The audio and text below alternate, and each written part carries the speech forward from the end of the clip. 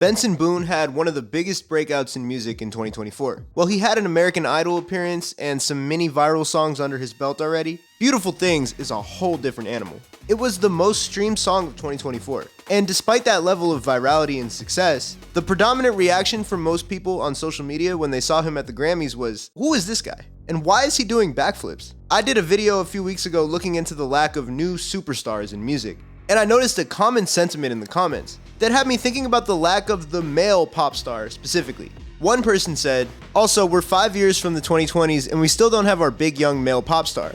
I mean, 2000s had boy bands, 2010s had Justin Bieber, 2020s had no one. Tariq said, one thing I noticed is that there are not many new big male singers that are discussed a lot. I mean an equivalent to Sabrina Carpenter, Chappell Roan, and Olivia Rodrigo. A Thespian 128 said, also, I'd love to hear you do a separate video on the decline of male pop stars in the industry, or mainstream ones rather. Well, a Thespian 128, you're in luck. A large contingent of people feel that there's a lack of new, transcendent male pop stars in the music industry right now. It's not just in my comment section. In 2024, British GQ asked, where have all the pop boys gone? This past month, Days Digital asked, where are all the Gen Z pop boys? And it's not just media companies asking these questions. The Pop Heads Reddit has multiple threads trying to answer this question, and places on the internet that I'm scared to enter like Lipstick Alley are also having this conversation. And to go back even further, we've actually been talking about this for a decade already. In 2015, Entertainment Weekly ran an article called The Slow, Curious Fate of the Male Pop Star. They quoted NPR music critic Ann Powers as saying, I think it's pretty clear that when we say pop star in the 2010s, we mean a woman.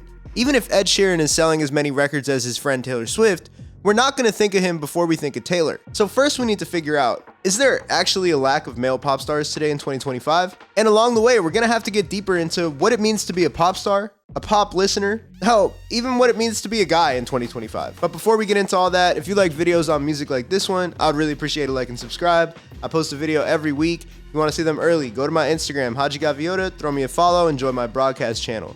I post all my videos in that broadcast channel one day early, for free. Also, my group Elmjack has a song coming out called Get It How You Live with Dende, another really talented artist. And if you're watching this video the day it comes out, the song comes out at midnight. If you're watching it later, it's already out. For those of you who are early, I put a link to stream the song in the description so you can check it out. And last but not least, I, HADJI, am going on tour this summer. If you live in the West Coast, the Midwest, or in New York, there's a pretty good chance I'm coming to your city. So go get those tickets in the description below. I'm really excited, and I'll see you there. Let's get back to the video. While it probably feels like the concept of the male pop star is some old ancient thing, the industry of recorded and sold music is still relatively new. For us to understand why we are where we are today, we need to see how the role has evolved alongside American society. A decent starting place is in the early 1900s, with the guy many consider to be the first multimedia star, Bing Crosby. He wrote hit songs, started movies, hosted a radio program, and was the face of the pop culture of the 30s and 40s. In the earlier days before better microphone technology, singers had to really belt to reach the people who were in the back of the audience. Crosby took advantage of the new mic technology and was one of the originators of crooning, or a more conversational type of singing. I don't even understand how the my plug talk. And that style was taken to the next level by the next wave of pop stars, guys like Frank Sinatra and Sammy Davis Jr.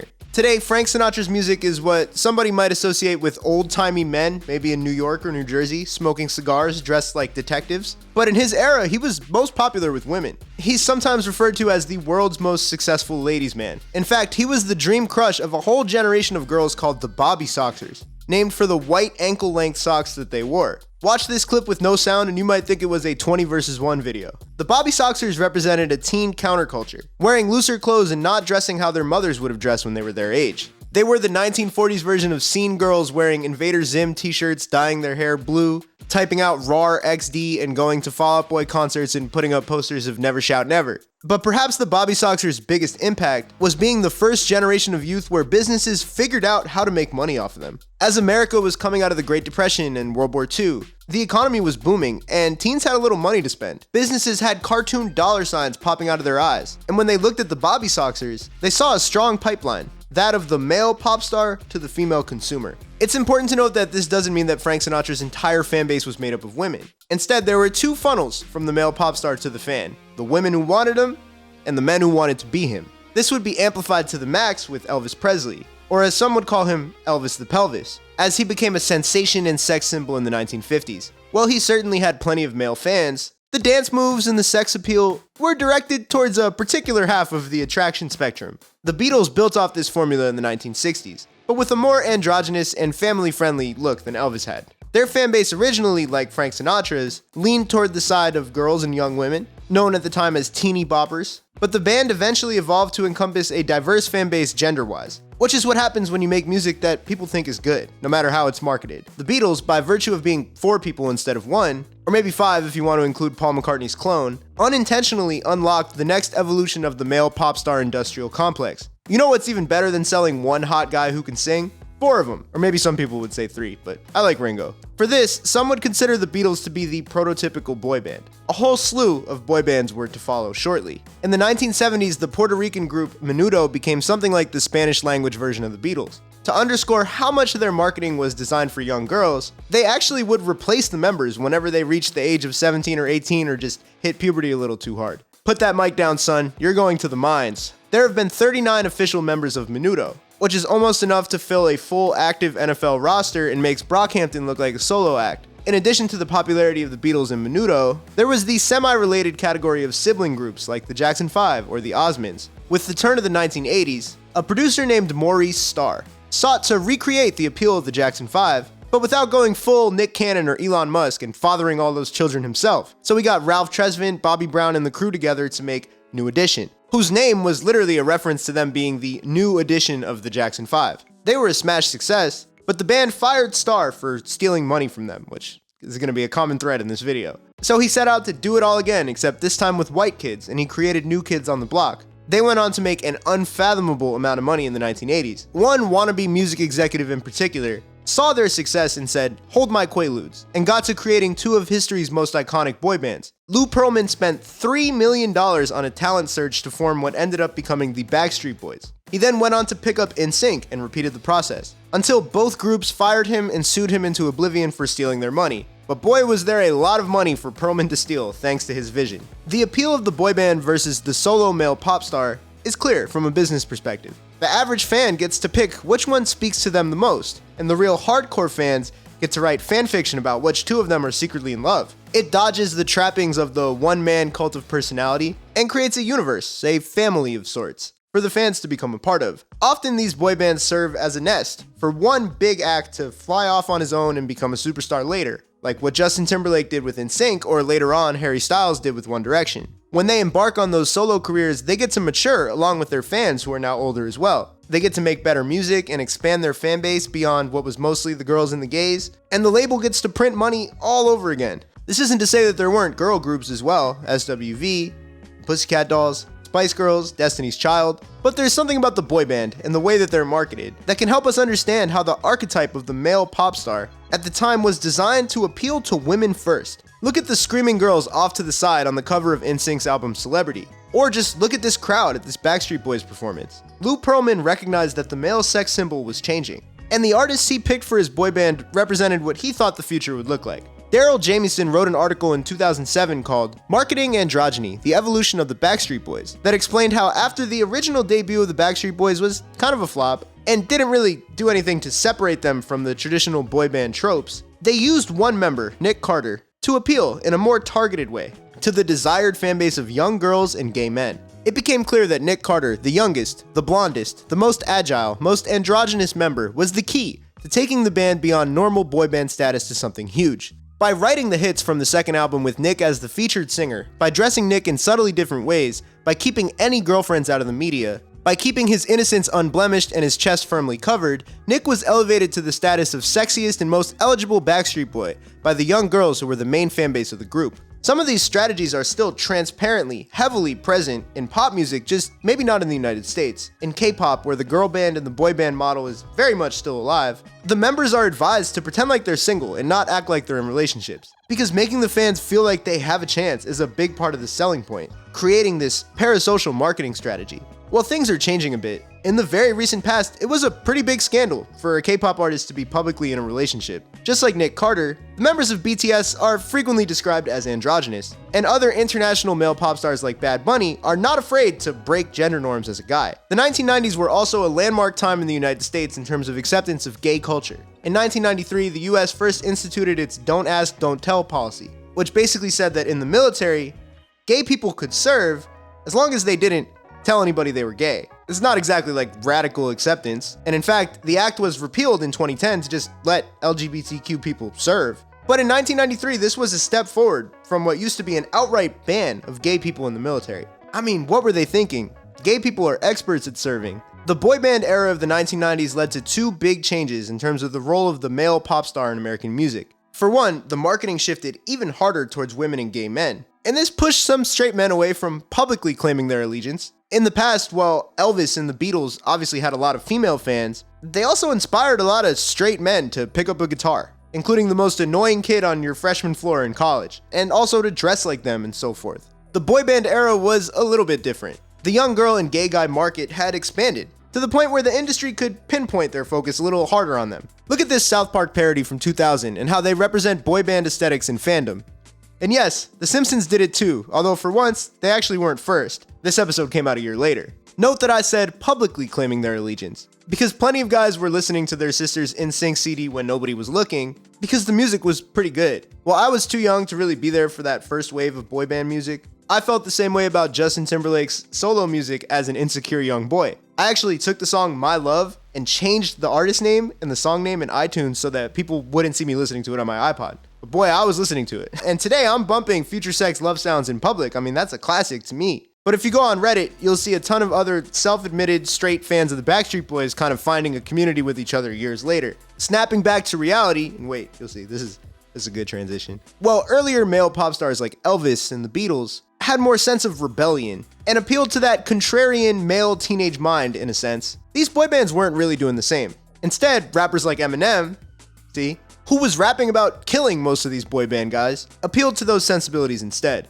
Pop music continued to grow in the 2000s and 2010s into the women-dominated LGBTQ inclusive place that it is today. Justin Timberlake grew up out of the NSYNC days and started appealing across the aisle to guys a bit more, like 11-year-old me. One Direction repeated that boy band formula, and now Harry Styles is repeating the JT method of growing out of that, going solo, getting in movies, and overall just leaving the boy band phase. Justin Bieber became possibly the ultimate teenage sex symbol for girls. I was a preteen and early teen during the peak of Bieber mania, and I remember a girl who I knew who was kind of early on the Justin Bieber thing, who was posting on Facebook like he was her real boyfriend. I knew so many dudes in Queens who got the bowl cut. I mean, I tried to do it, but I looked like Coconut Head from Ned's Declassified. Nobody looked at me and thought that's Justin Bieber. I also got Jake from 2.5 Men. Not what I was going for. There are plenty examples of boys today and in the past 15 years or so making huge pop hits, adding in guys like Ed Sheeran, Charlie Puth, The Weeknd, etc. I mean, there's so many. Bruno Mars. But I'd argue that while they might not be lacking in hits and accolades, they are lacking in the hyphenated mania that we saw from acts like the Beatles and Elvis and Justin Bieber. This has all led us to Elvis the Pelvis versus Backflipping Benson, the perfect embodiment of the flirting versus harassment meme.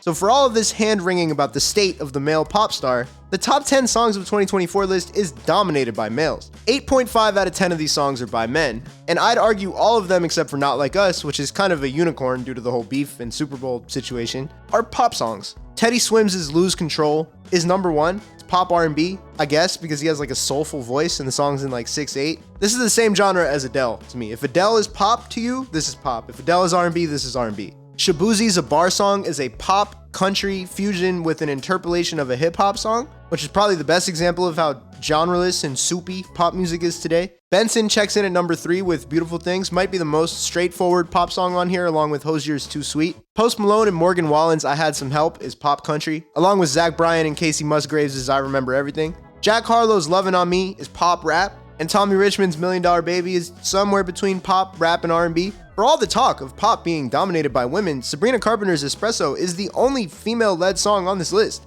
While these guys are racking up hits, anecdotally speaking, they aren't quite as iconic as people as their predecessors. Ask the average American to pick any of Teddy Swims, Shabuzi, Tommy Richmond, Benson Boone, and maybe even HADJI out of a police lineup, and they're probably going home empty. But this isn't necessarily their fault, or a knock on them at all, honestly. And it leads us to the first big reason of why it probably feels like we have no big male pop stars.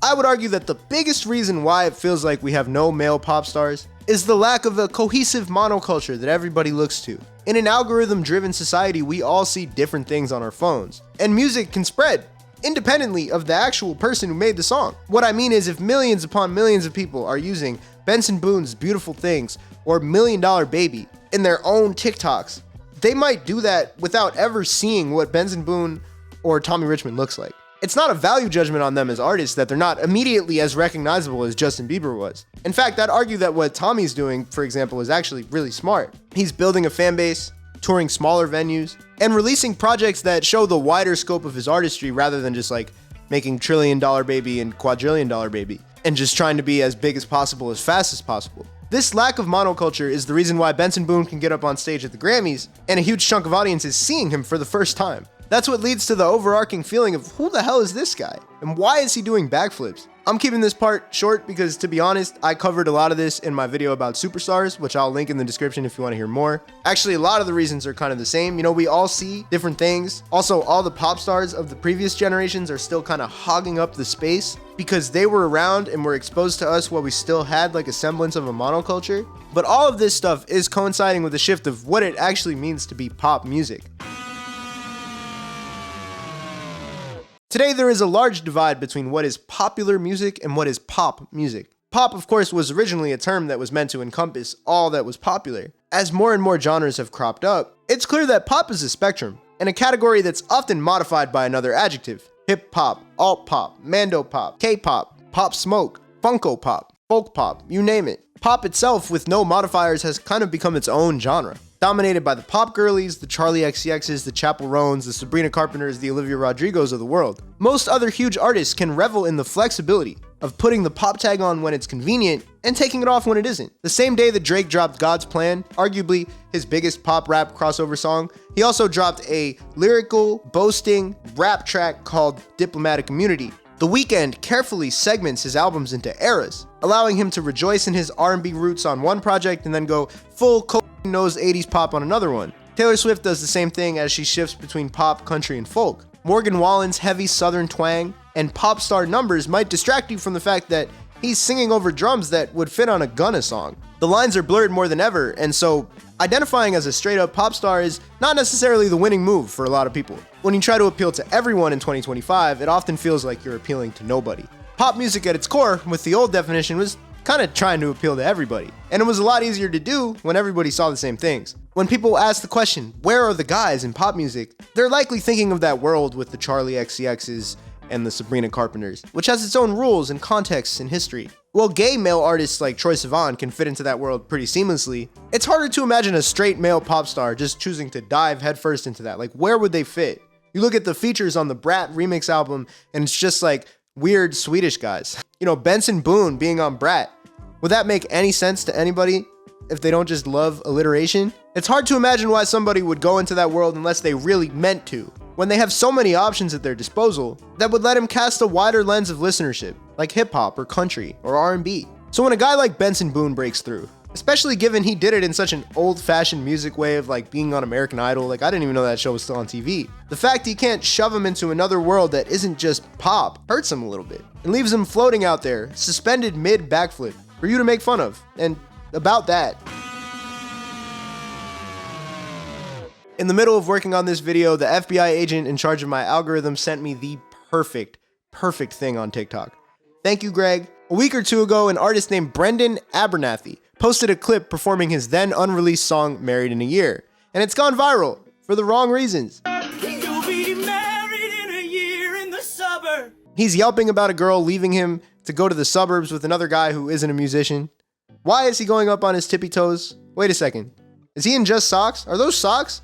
What are those? The audience is not into it, man. Coworker music, youth pastor music, this is Benson Boone's fault. Why is he doing that shaky voice thing? The comments are mean, the TikToks are mocking him. Even Anthony Fantano chimed in to express how much he disliked it. You know something is getting hate shared when, at the time of me working on this video, the original video has more than 11 million views on TikTok, and the poor guy barely is at 15,000 followers. This is not a hate channel. You know this about me if you're a watcher. I don't like dogpiling on people. I don't like beating them up, kicking them when they're down. But look, I certainly am not a fan of this, you know? But honestly, at its surface, it's not that far off from the guys in pop who are winning. The Benson Boone comparisons make sense. The way he delivers that opening line, the married in the suburbs, and then hangs on it, kind of reminds me of Olivia Rodrigo, you know, something from Deja Vu or Driver's License. Unfortunately, that line doesn't hit how he wants to. I think the people have spoken. This kind of music is just not for me, even when it's done well. So I'm not the right guy to dogpile on it or to big it up. But the hate is also really interesting to me because it seems relatively inoffensive, you know, even if it's not good. Something about bad but inoffensive music is like nails on the chalkboard to the TikTok audience in 2025, which is fascinating to me and maybe worth a deep dive in another video. But I think this is the lens that we should use to revisit the idea of the male pop star. What male pop stars had in the 50s and 60s was a sense of rebelliousness, of the parents don't want us listening to this, especially with Elvis and to some extent the Beatles. This meant that while some fans were attracted to them, others wanted to be them, to win over the people who were attracted to them when eventually they gave up on their thought of getting married to John Lennon. The boy band era introduced a male pop star without the rebelliousness, instead relying on a safer and more youthful approach, but combined with sex appeal. These new pop stars are sanitized and safe like the boy bands were, but they forgot the sex appeal. That's the difference. And look, I'm a straight guy, so maybe I'm not the right guy to make that call, but I can tell by the responses that seems to be the feeling. In that 2015 Entertainment Weekly article, Larry Rudolph, then the manager of Miley Cyrus, said something to this effect. I don't see the edge in men, that sense of danger or mystery, that sense of, oh, what are they gonna do next?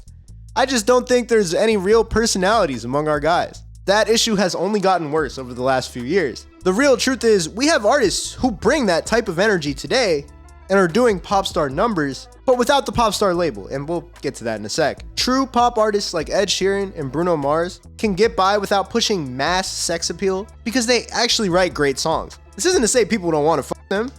I think a lot of people want to fuck Bruno Mars whenever he gets a break from putting it all on red at the casino. And I'm sure there's someone out there who wants to put it all on red in terms of Ed Sheeran, if you know what I mean. But they are given the luxury of not having to constantly play it up and have to sell it because they make undeniable smash hits. A great song can always transcend the power of marketing and image. This helped NSYNC and the Backstreet Boys, because even if you acted like you didn't like them around your guy friends, sometimes those 5-part harmonies were good enough for a boy to sneak listen the CD like they were tiptoeing into the kitchen to grab some cookies after midnight. Benson Boone has certainly been done before. I mean, he makes so many references to Freddie Mercury during his performances that it's pretty obvious. But in his case, the Beautiful Thing song is like so undeniable to the people who listen to that kind of music that it doesn't really matter. If you're gonna make that kind of music and not be deemed corny, or at least have your success outweigh the corniness allegations, it has to be done like that. But when it comes time to hit that next echelon and cross over and be the next big male pop star, you either need a story or like 10 more songs like that that'll cut through. Some might say that if these artists, these Benson Boones, these Alex Warrens, whoever, aren't going to be playing up that sex appeal, that bit of bad boy energy, and a microdose of danger to try to win over fans who are attracted to men, then they need to be reaching across the aisle, and they should try to be relatable to men. And what does that look like in 2025? Let me start by saying that in general, I think boiling all of this down to men do this and women do that is like super boring. It doesn't even tell half the story. It's not something that I normally do in my videos. It's missing all the non-binary people, all the people who kind of go against the normal trends of their gender, whatever that is, and like pretty much everybody does in some way, shape, or form, you know? But because we're putting ourselves in the shoes of the labels and the marketing companies, we have to think like them. And marketing is a science that thinks in absolutes and really large buckets of people like this. And the discussion on male pop stars comes at a very interesting time to be a guy. Teenagers have lived through the Me Too movement to experience the whiplash of the Andrew Tate manosphere moment, and are left without a clear path forward. The experience of being a man, much like what I can tell the experience of being a woman is having things sold to you at every turn. They just happen to be different things. Women get sold beauty products and pink text things that are just low-key the same product in a different packaging for a little more money, with marketers hoping they can make the average woman insecure enough that she goes and gets Botox before the age of 30. Men get sold drop shipping methods, 15-leg parlays, and buying the right bottle of Johnny Walker to get you into the war room with Tristan Tate for 10 hours.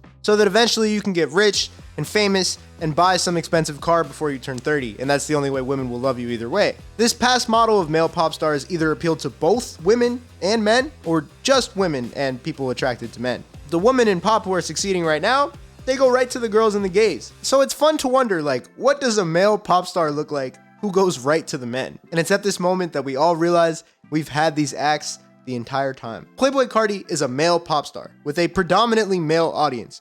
What do you think the gender breakdown is at an Opium concert? Drake was once known, and made fun of sometimes, for being the male rapper who was the best at reaching across to women in a male-dominant space. But as time has gone on, he's embraced more and more of a male-heavy fan base. How many women do you think are watching a live stream of Kanye West, Dave Blunts, and Sneeko? Those are, by function, our male pop stars. They do pop star numbers, they do pop star sized tours, hell, some of them even get pop star radio play. Just because they don't make music that fits in the old, vestigial box of what pop music is, doesn't mean they aren't pop stars. Just because they don't call themselves pop stars, doesn't mean they aren't pop stars. And if you really want to get musical with it, almost all the music that these guys have put out has a lot in common musically with traditional old pop music in terms of chord progressions, song structures, melodies, and whatnot. We love to put things in boxes, but sometimes those boxes can fit inside of other boxes like little Russian dolls. This isn't to say that women don't love rap music, by the way,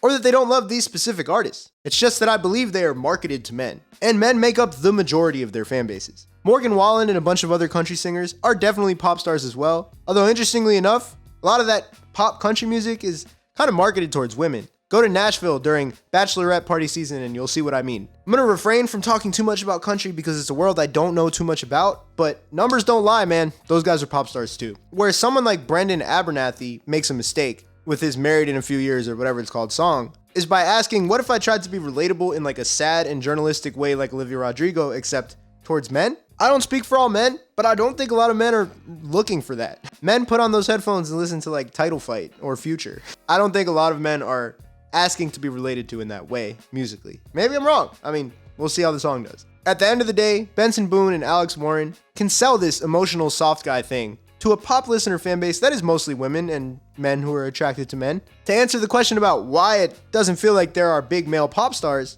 to be fair to them, it's a little bit early for that. But if I had to guess, it's because they're missing that oomph, that edge, that aura, that je ne sais quoi, that you feel me, that reason to get out of bed in the morning. Their music fits in, but it doesn't knock the wall down like the Kool-Aid Man to get your attention if you weren't already out looking for it or just mindlessly scrolling. You could say that Justin Bieber's music in 2009 didn't knock the wall down, and you'd be right, but the difference was, if you told a bunch of 14-year-old girls that Justin Bieber was behind that wall in 2009, they're knocking that shit down. So yeah, those are my thoughts. Let me know what you think. Let me know what you want me to cover next. Let me know if you want to see me do a backflip, and I'll see you next time.